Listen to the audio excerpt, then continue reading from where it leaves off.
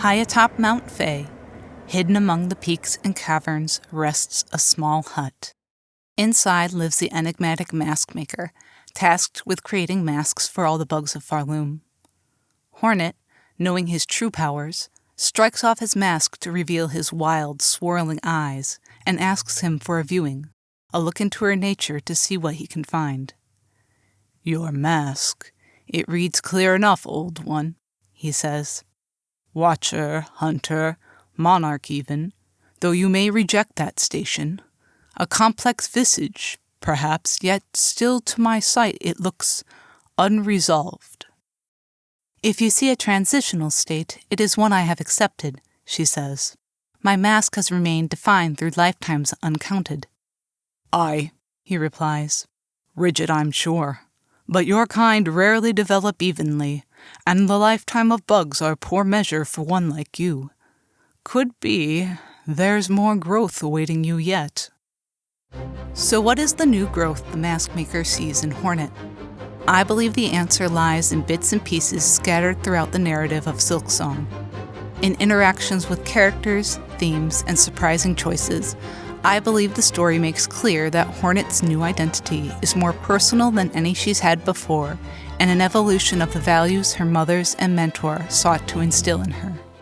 To understand this growth, we should look at her beginnings. From the moment Hera and the White Worm agreed to birth her, Hornet was set to be a bug with conflicting identities. Beyond the obvious duality of her divine and common natures, her mother's story informs why Hornet's mask is in a transitional state.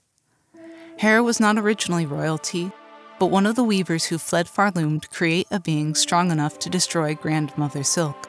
She and the other weavers settled in Deep Nest, where the spiders of Hollow Nest resided. The two tribes worked alongside each other, with the weavers offering their skills, though maintaining their own nest where they could work on their craft. Eventually, Hera wed the ruler of Deep Nest, a union that propelled her from an ordinary life into that of political power.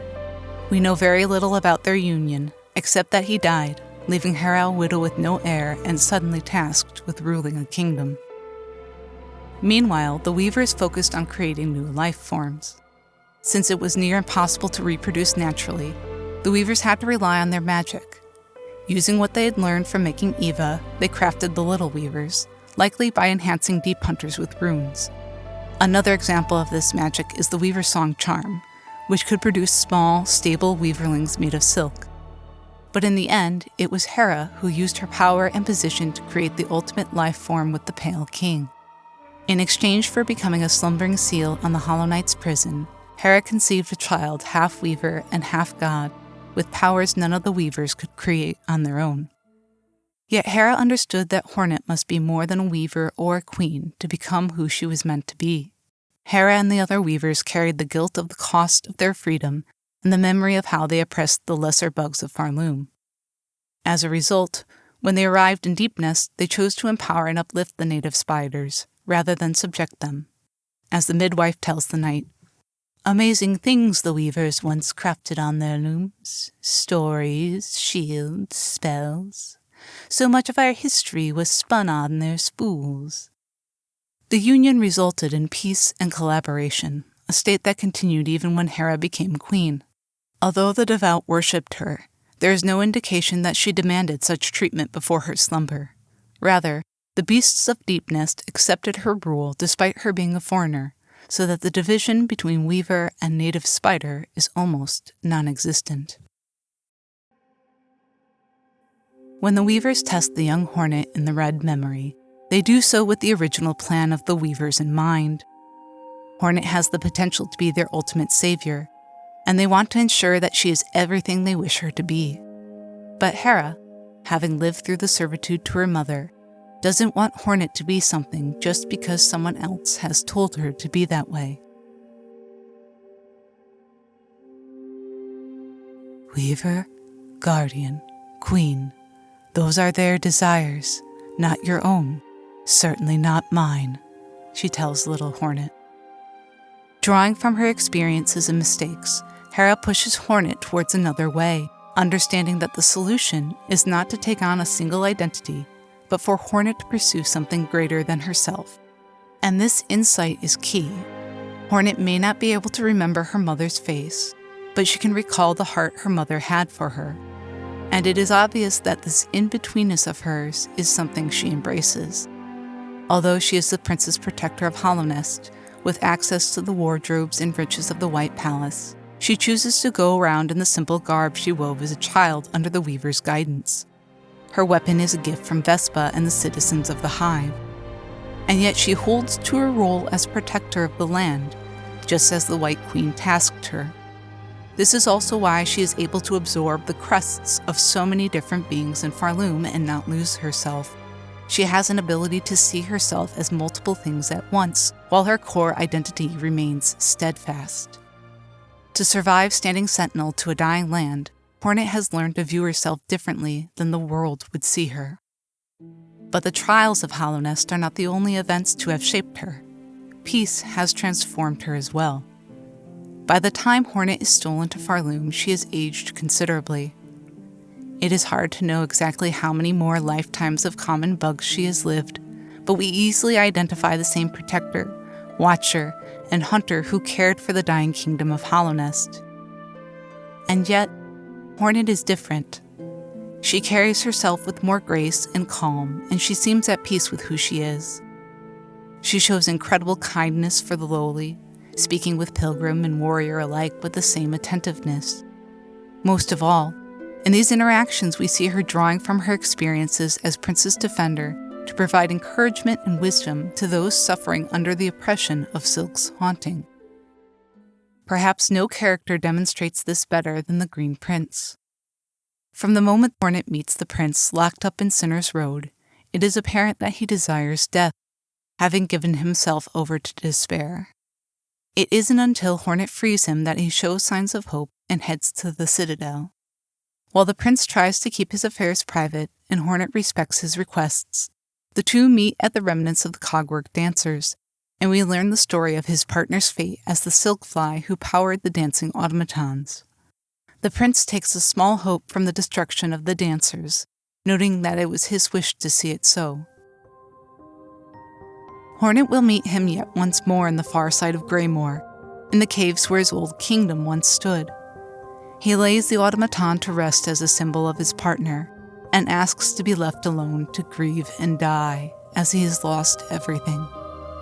Hornet then has a chance to enter his memories. Unlike the other old hearts Hornet collects, she does not enter the prince's memory to destroy him.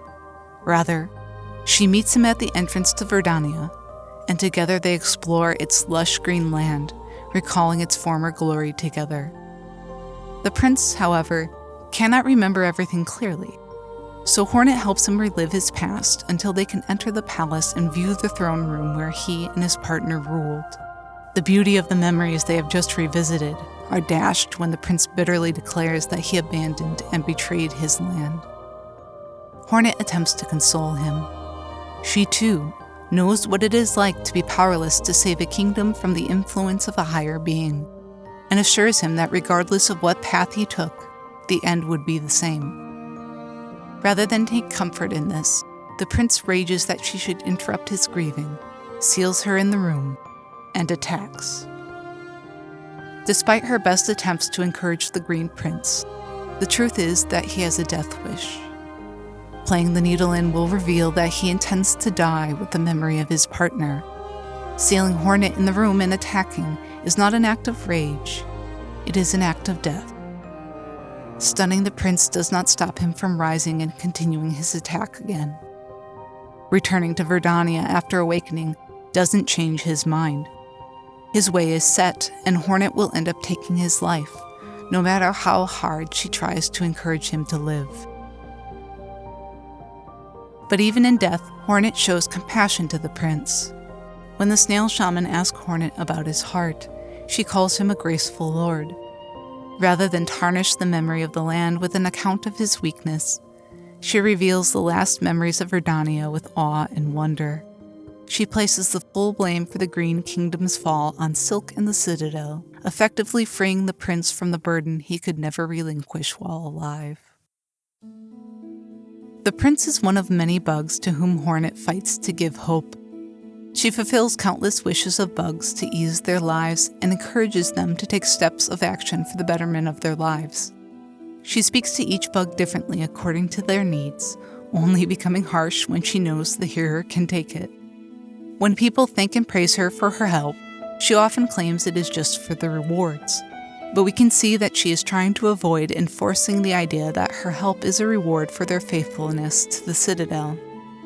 Even as characters like Sherma reach crisis of faith, she gently prods him towards a more healthy perspective, showing incredible compassion and patience. As the caretaker of Songclave notes, "Ya keep at all that helpin', you're gonna start inspiring it in others. Best you think serious about what effect you might be causing, Bellringer. Too much hope could prove a dangerous thing, especially for all these bugs starve so long of it." I think that this quote is a significant hint as to the new identity the mask maker sees in Hornet. While a protector, watcher, and hunter in Hollownest during the Radiance's infection, Hornet did not interact with others much. The midwife says that it has been a very long time since Hornet has visited her home. Cornifer says he tried to speak with her in Greenpath, but she ignored him and ran away. When she and the knight do cross paths, it is only when she finds it profitable. But in Farloom, she has stepped into a more personal role, building relationships and asking about others' well-being. Rather than being a mere protector of the physical, she is now a defender of something personal: hope. But I believe there is a second element of Hornet's identity the mask maker sees, which becomes apparent when we look at the broader themes of Silksong, particularly the role of mothers and mentors. From the very beginning, mothers are an important part of Silksong. The first boss we beat is a mother, and if we consider that the first boss of Hollow Knight is a false knight, and the last boss is the Hollow Knight, who is a failed vessel, I don't think it is a stretch to say that the Moss Mother is a clue to the game's concluding conflict. The Moss Mother is an adult form of the lesser bugs we see around Mossholm, and, although not the most challenging of battles, Hornet has this to say about her in the Hunter's Journal. Motherhood is an instinct that can push creatures beyond what seems their normal limits. It turns even weaker beasts like these into formidable foes. Although a simple observation, it is a clear foreshadowing of what will happen at the end of Act 3. Mothers and mentors continue to be a focus from that point on. Hornet befriends Chakra the mapmaker, who is trailing her mentor, who is more a mother to her than her real mother. Greyroot is devoted to carrying out the birth ritual of the Twisted Bud. In the slab, you battle the Broodmother, the large, disgusting fly who has birthed all the prison's guards, and later meet the Broodling, her replacement. The Huntress watches over her brood in the putrefied ducts, torn over her duty to nourish her young and the desire to see them thrive. And of course, Hornet's own memories with her mother, mentor, and stepmother show how the women shaped the Princess of Hollownest into the woman she is today. But the most defining narrative about mothers and children happens with Grandmother Silk and her children, the Weavers, and the silk-born beings of Phantom and Lace. Through the memories of the first sinner, we learn that Grandmother Silk formed the Weavers out of ordinary, senseless arachnids, and told them that they were her daughters and shared her divinity. From the location of the first sinner's prison, it is clear that some semblance of the Citadel and its religion existed when Grandmother Silk was awake. The architecture around the first sinner's prison shares the same construction as the rest of the slab and the cradle. Grandmother Silk's circular cocoon is in the brass fixtures on and around the first sinner's prison, implying that she had, by then, seized control of Farloom from its highest peak to its fiery depths. Despite all the power and worship she received from the lesser bugs, she remained fixated on her first children and their devotion to her. This says something deep about her character, that mere worship was not enough to satisfy her. Silk wanted a personal connection with someone who she could relate with on an intimate level. In other words, Silk was lonely. This is probably why the rebellion of the Weavers hurt her so much. To Silk, they were her daughters, endued with powers that she alone originally possessed, powers that made up the very fabric of her body.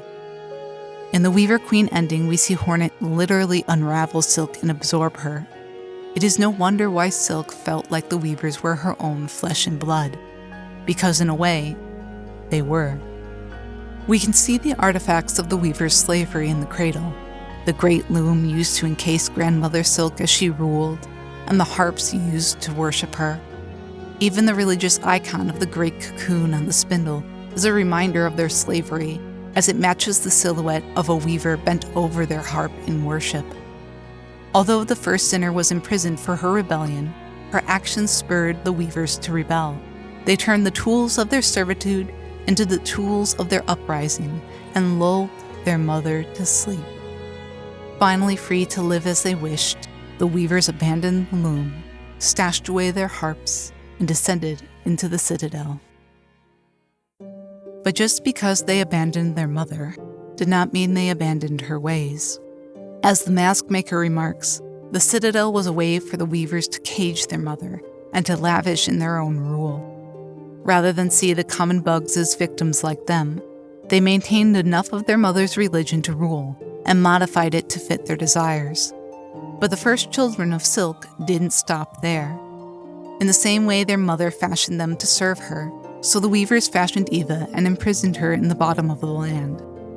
In the same way Grandmother Silk modeled using weaker bugs to her own ends, so the weavers used others for their own purposes, instilling in them a fervor to drive them to endless pilgrimages over countless generations.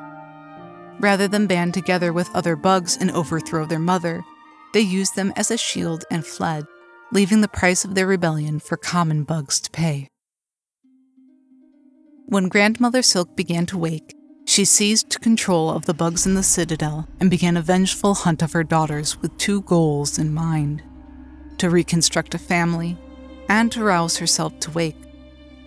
Despite the fact that all she could find were the descendants of weavers, she pursued and punished them with the same intensity as if they were the ones who wronged her. 2 died of wounds and old age before they could be bound in service to her, but 1 survived. Widow, only a quarter-part weaver, was stripped of her mask and staked in mad servitude to Silk. It is a harsh punishment for someone innocent, even more so when you consider that she is the descendant of one Silk used to call daughter. At first, widow is enough for Silk. As she says, "Better a child spun mad than none." Silk is no longer alone in the cradle, accompanied by a daughter wrapped in perfect devotion to her, serenading her with songs of worship. Just as her mother has hoped, Widow sings a song of waking, which we can glimpse in her silk shade within the cradle. But no matter how many times the weaver sings, "Wake, wake, wake," Silk does not wake. Filled with disappointment and unable to sense any other weaver spawn elsewhere in the world, Silk decides to make something completely new, a being made of pure silk. This child will be better than a weaver, loyal of heart, and able to free her from the bonds of slumber. So Silk attempts to make life completely out of her flesh, and births Phantom. For a moment, Phantom appears to be the perfect child, but time reveals a flaw in Silk's craftsmanship. Phantom is chronically ill. Much like the weaver's first attempts at life with Eva, Silk attempted too much in her initial creation, and instead of producing a child who could care for her, she produced a child who was dependent on her. Once again, Silk is disappointed, but as she says, "Better a child spun frail than none." So the silken mother sends Phantom to the one place in Farloom where she can survive, the exhaust organ. There, she can rest in a life support tank while her mother has bugs bring her silk, spools upon spools of silk. Wandering throughout the organ reveals spools shoved in every room and passage, drained of nearly every strand. Phantom was effectively quarantined by her mother to preserve her as long as possible, though at some point the refills stopped coming. It is unclear why this is. Perhaps Silk neglected her. Or perhaps Phantom, upon learning that she was replaced by Lace, self-isolated and used the wraiths to keep the haunted bugs at bay. Whatever happened between them, Phantom sings that she has been forgotten and discarded. Although she still tends the organ as her mother is asked, it appears to be mostly done for her own pleasure. She plays with her mask removed, a way of cognitively separating the experience from her normal activities, almost as if to forget about the reason she was sent to play in the first place. With Phantom sustained in the organ, Silk focuses her energy into making the perfect child. This one will also be made of silk, but it will not look like a weaver. Rather than sharing the coloring and similarities of Mask as Phantom did with the weavers, this new child will be made pure in Silk's own image. So she fashions a being made in her likeness, sharing her coloring and curves, but this time gives her the eternal body and mind of a child. This daughter, spun of pure devotion, made of her own soul, shaped to perfection, learned from the mistakes of Phantom, will be the one to wish her waking. Where her other children have failed, she will succeed. As Silk says, better a child spun pure than them, one to wish our waking. From our Silk, a child born loyal. And again, for a time, Silk is satisfied. Lace serves her dutifully as the White Knight, wandering the halls of the Citadel to eliminate those who have avoided her haunting. Silk waits in her cocoon, assured that Lace's childlike devotion will bring her waking. But the truth is that both Lace and Phantom are aware of their mother's true nature and the state of Farloom. In the exhaust organ, we can glimpse a conversation between their silk shades when Hornet plays the needle in. While it is unclear which sister is speaking, or if both are responding to one another, Hornet hears, "She spun us to fade, to break." "Why, sister? Why us?" Much like the weavers who came before them, the Silk siblings recognize that they only exist to please their mother, and that breaking from that mold will lead to their destruction. Phantom's solution to this reality is to escape by battling Hornet to the death. But Lace is not one to give up so easily. She knows that her mother is still fixated on bringing weavers home, and that her mother's love is fickle and fragile, as it has been for all the other children she has mothered and discarded. So when her mother suddenly senses Hornet and sends for her, Lace attempts to destroy the Red Maiden. After all, Hornet is both weaver and pale being, neither of which Lace can be. Just as Phantom was an improvement on Widow, and Lace an improvement on Phantom, so Hornet threatens to usurp Lace and her role as the perfect child. And yet, there is another option for the White Knight, one she seems to toy with throughout the story. Lace can be seen conducting some of the silk flies who appear to save and guide Hornet throughout her journey. While some could interpret it as Lace pulling Hornet further into danger, I believe Lace is facing an internal battle of two ends. One is to preserve her place with her mother, the other is to replace her mother with Hornet. In Silksong, children almost always follow the examples set by their mothers and mentors, whether they want to or not. The weavers create their own life form and subjugate the common bug. The broodling replaces the broodmother. Chakra literally follows in her mentor's footsteps. Even Hornet, despite her best efforts, ends up using Void to accomplish something, just as her stepmother did. In each case, the child does what they saw the parent or mentor doing. The behavior modeled is the behavior passed along. Lace is no exception. The ruling beings of Farloom, from Grandmother Silk to her older half-sisters the Weavers, all use manipulation, violence, and deception to achieve their ends. Is it any wonder, then, that after Lace and Hornet battle one last time at the top of the Citadel, Lace would consider using Hornet to punish her mother? The snared silk ending when Lace rescues Hornet by chopping off her mother's arm emphasizes Lace's vengeful spirit. She gladly descends with her mother into the void, having expressed the hate she had for her mother and the life she was given. Later in the abyss, Lace encourages Hornet to let her die, saying she chose this ending, one where Farloom would crumble and both she and her mother would be destroyed. But Hornet chooses to pursue Lace still. Why? Well, I think that the answer lies in the broodling.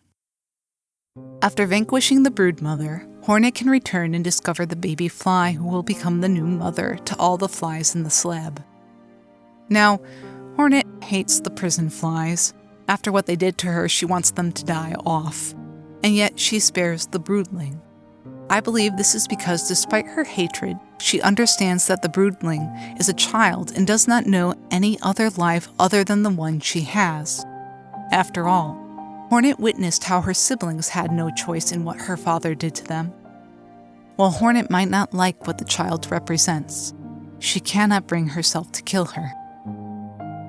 Lace is a bit like the broodling. She isn't the most pleasant of beings to be around. She laughs, mocks, and taunts, showing little respect for those she deems less than her. She wails and throws tantrums as she loses, and kills anyone who crosses her path. But Hornet still manages to see in her a life worth living and saving. After Lace's second defeat, when we learn that she is made of silk, she speaks with utter loathing of her life and form. Hornet replies that she should not despise the life she has, no matter how frail it seems, noting that she has seen others make such mistakes. This is no doubt in reference to her father's dismissal of the hundreds of thousands of vessels he tossed into the abyss, his blindness to the person within the Hollow Knight, and even Hornet's own misjudgment of Little Ghost. Just as her mother taught her, Hornet is using her ability to see Lace from more than one perspective and chooses the positive one to frame her rather than the negative. Maintaining this outlook, she continues to declare Lace's value and insists she will save Farloom, even though Lace has been consumed by Void. And while this is an attempt to stir Lace to hope, I believe Hornet is modeling healthy behavior just as Hera did for her. Lace has never had a parent show her a good way to approach challenges. She has never had an identity beyond that of being the pure child, a burden she carried alone at the cost of replacement and her life. In the same way Hera told Hornet that she could be something more than Weaver or Queen, Hornet is telling Lace that there is a new identity waiting for her, and Hornet is willing and wanting to see her live that out. While most of Hornet's life is a mystery to us, there are bits and pieces we can discover through dialogue and her writings. The Conchfly's Hunter's Journal entry reveals that she has been in multiple romantic relationships, but that she outlived each bug, causing her to give up and pursue a different lifestyle. Even more is revealed in a discussion with Eva, when Eva describes that she was made by the Weavers but not birthed. She says, "My mother shared the curse of their tribe. To conceive a child is a painful, near impossible task." To which Hornet replies, "I know the curse well, Eva, for I am also its victim, and the spawn of one who managed to overcome its limits. Are you, too, an attempt to defy that cruel constraint?" Notice that Hornet not only admits that she suffers the same fertility problems as her kin, but that she calls it a cruel constraint. Beyond the implication that physical intimacy might have been very painful for her, it also reveals that she tried, and wanted to be, a mother. This is a huge revelation, particularly when paired with the Conchfly's entry. When Hornet gave up pursuing romantic relationships, she abandoned more than one dream. At one point, the Princess Protector of Hollownest wanted to settle and have a family, and the chance was biologically stolen from her. When Lace allows Hornet to access the cradle, she claims it is because Hornet is the one her mother wants. However, after watching Hornet bind enemies like Widow, Lace had to know that it was possible for Hornet to become the new queen. I believe Hornet knows this, and that Lace's act to save her is an act of admiration, jealousy, despair, and affection all at once. By pursuing the void-bound Lace, I believe that Hornet's mask changes as the mask maker predicted. Yes, she will save Farloom by descending into the void, but deep within there is a battered and bitter child who saw her as a possible hope, a means of escape from the life she lived. And as Hornet says in her entry on Lost Lace, "This one, the dark, shall not take." There is one more aspect of the ending that I believe solidifies Hornet's new identity, and that is Grandmother Silk's fight to save Lace from the void. When the void silk spreads throughout Farloom, Hornet immediately recognizes the pale being exerting the last bit of life for her child. From her conversation with the Huntress, we know that Hornet does not like sacrifices that take parents away from their children. Although she may not like such sacrifices, she understands them, and more so, knows what it is like to be the child who has lost their mother. When Lace is finally released from the void, Hornet looks to Silk. She cannot save Lace by her own power, so Hornet utters a short, desperate plea to the fading god, and the Pale Monarch gives the last of herself, accepting her destruction for the chance to see Lace freed. When Hornet gives that last look at Silk, I believe she makes a request and a promise. Silk will no longer be able to watch over Lace, but Hornet will be there to care for her. It is not for Silk's sake that she does this, but for the sake of a child who has lost her family and her mother. To help that child, Hornet is ready to take responsibility.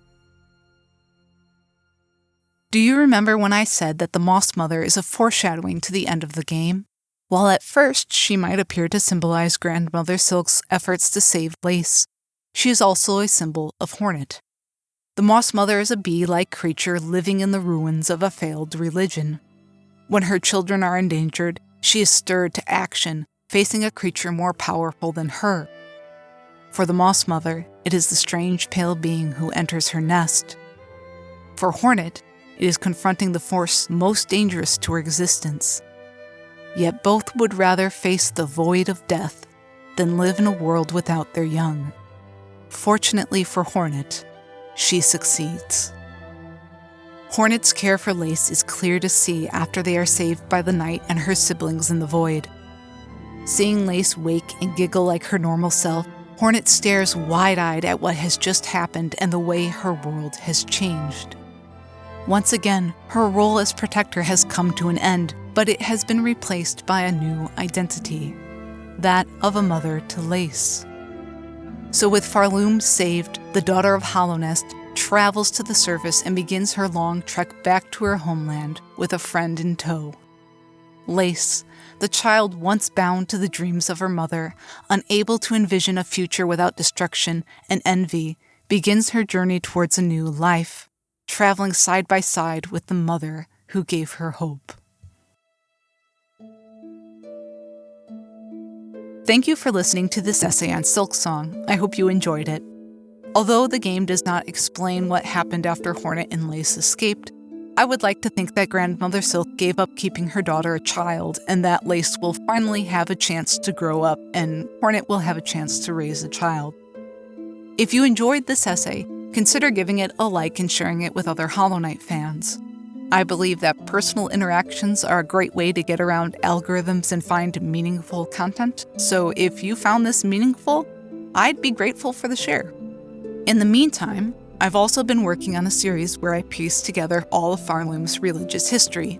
I'm a professional archivist by trade, and I've enjoyed using my field to assemble as detailed of a history as possible.